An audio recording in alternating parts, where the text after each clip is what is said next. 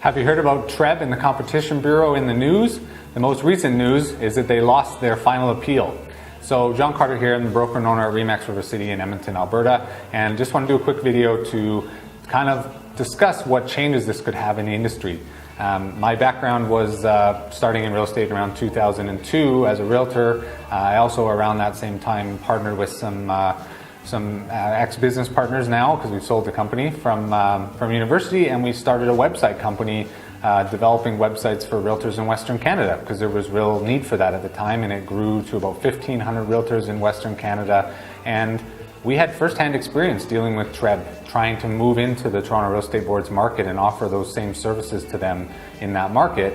And TREB was very difficult to deal with. And so I think, unfortunately, that's why the Competition Bureau kind of went after them first. They're also the biggest real estate board in the country.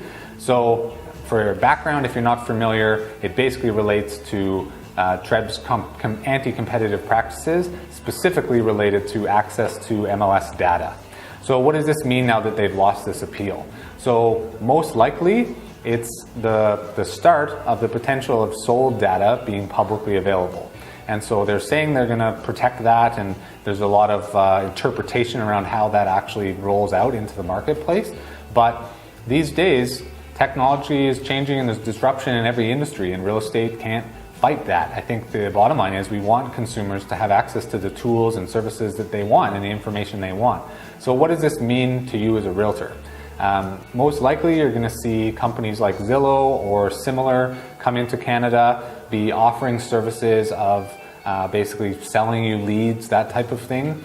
I think the biggest impact will be those people who haven't kind of migrated to having a strong online presence and social media presence, so a good website, accurate SEO for your website, and having good social media presence and really telling a story about who you are and how you work with your clients and why clients choose you.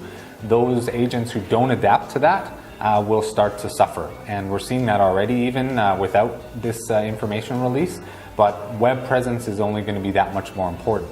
So how do you set yourself up for success to be able to capitalize on this new kind of technological changed market that we'll be going into? So what I think will happen is the generalist will disappear. You're going to have to be a specialist in some type as a realtor. So you're either going to need to be a geographic specialist, a product type specialist, or a client type specialist. I know a lot of our realtors in our office will have a specific geofarm area that they target, and no amount of online information can be more knowledgeable than they are about that neighborhood. They know like product type styles and housing styles and personalities and who the people are and what their motives were for moving and this and that, because they're like a part of that community. Product type specialty is the same thing.